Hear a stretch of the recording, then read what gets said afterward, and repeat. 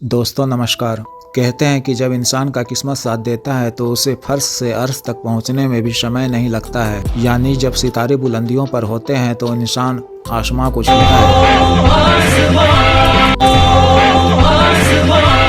लेकिन जब मुकद्दर रूठ जाता है या यूं कहें कि सितारे गर्दिश में चले जाते हैं तो वही इंसान दर दर की ठोकरें खाने को मजबूर हो जाता है। 1990 के बाद अगले 3 दशकों में भारत में कौन कौन से सोशल, इकोनॉमिक व कल्चरल बदलाव हुए, इस बात का पता पूरी तरह आज तक नहीं चल पाया है।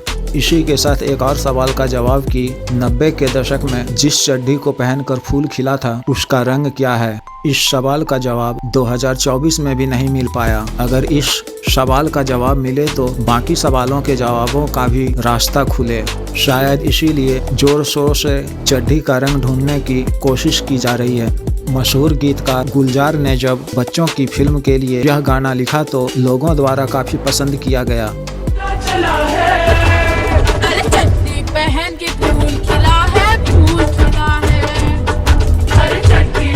लेकिन इसके उलट पिछले दिनों जब एक महिला कंटेंट क्रिएटर के द्वारा सोशल मीडिया इंस्टाग्राम पर कामुक वो अलग ही अंदाज में रंग के सवाल का जवाब मांगा गया तो सोशल मीडिया में जैसे आग ही लग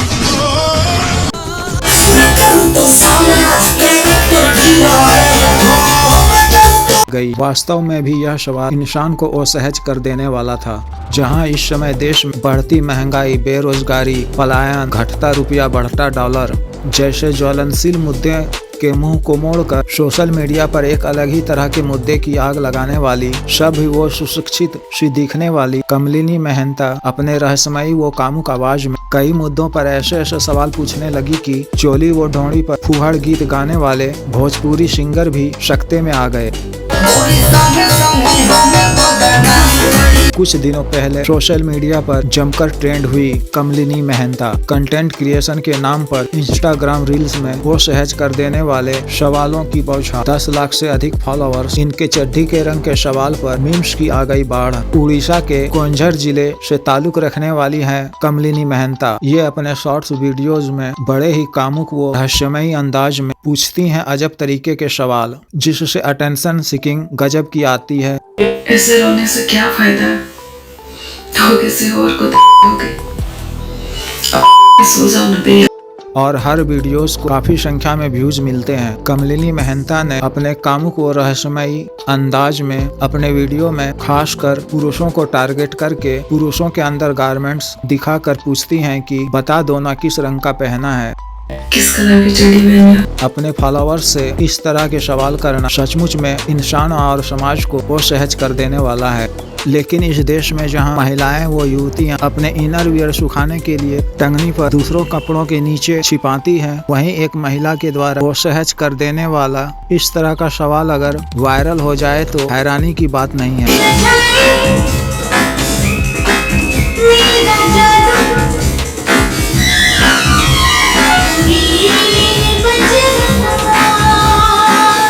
शायद कमलिनी मेहता ने अनजाने में भूलवश इस तरह के सवाल किए, लेकिन कहा गया है कि जुबान से निकले हुए शब्द और कमान से निकले हुए तीर कभी वापस नहीं होते हैं। दरअसल चड्ढी आदमी के प्राइवेट पार्ट से जुड़ा हुआ वस्त्र है, इसलिए मनुष्य भाषा को एक विशेष तरीके से इस्तेमाल करता है। जब हम कोई बात बोलते हैं तो साथ साथ उस सिनारियो की दिमाग में तस्वीर भी बनती है। चड्ढी का जिक्र आते ही हमारे मन में 2 तरह के भाव आते हैं, एक डिस्गस्ट और दूसरा कामुकता। इन दोनों फिनोमिना के चलते जब हम एक महिला के मुंह से कामुक आवाज में चड्ढी की बात सुनते हैं तो आमंत्रण के लहजे से यह कंटेंट 2 तरीके से देखा जा सकता है, इरोटिक और क्रिंज। 18वीं सदी में लंदन में एक उपन्यास प्रकाशित हुआ था जिसका नाम था Fanny Hill, memoirs of a woman of pleasure. यह उपन्यास उस समय इतना अधिक प्रसिद्ध हुआ कि उपन्यास लिखने वाले दोनों लेखकों को सरकार द्वारा जेल में डाल दिया गया, क्योंकि इसे प्राइवेट सैलून में भी सुनाया जाने लगा था। इसी तरह भारत में पाचिक परंपरा के तहत कामसूत्रा की कहानी सुनाई जाती थी। अमेरिका व अन्य यूरोपीय देशों में टिप्सी नामक का एक प्लेटफॉर्म है जो एक विशेष तरह की ऑडियो इरोटिका प्रस्तुत करती है,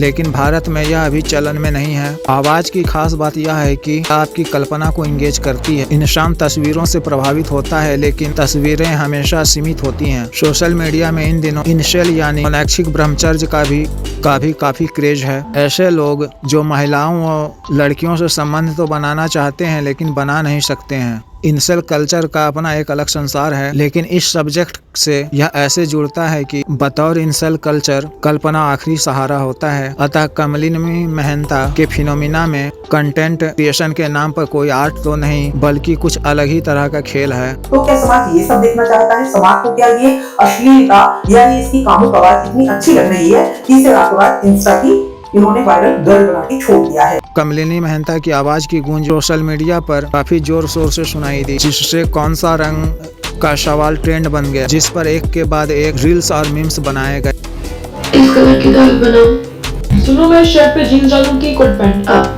जिसमें भी अच्छे लगते हो। कमलिनी मेहता की प्रोफाइल से पता चला कि वह अपने आप को सेल्फ पोर्ट्रेट फोटोग्राफर मानती हैं। उन्होंने अपने कॉलेज एजुकेशन को पूरा कर सोशल मीडिया और इंस्टाग्राम पर कंटेंट डालना शुरू किया। इंस्टाग्राम पर उन्होंने हजारों रील्स डाले, लेकिन उन्हें रातों रात प्रसिद्धि मिली अक्टूबर 2024 में एक रील्स डालने के बाद। अगर मैं जोर जोर से किस्से करते हो, आपके बाल खराब कर दूं, तो आपका चलेगा ना? इस तरह से मशहूर होने के बाद साइड इफेक्ट्स के तहत इंस्टाग्राम ने एक्शन लेते हुए उनका अकाउंट ब्लॉक कर दिया।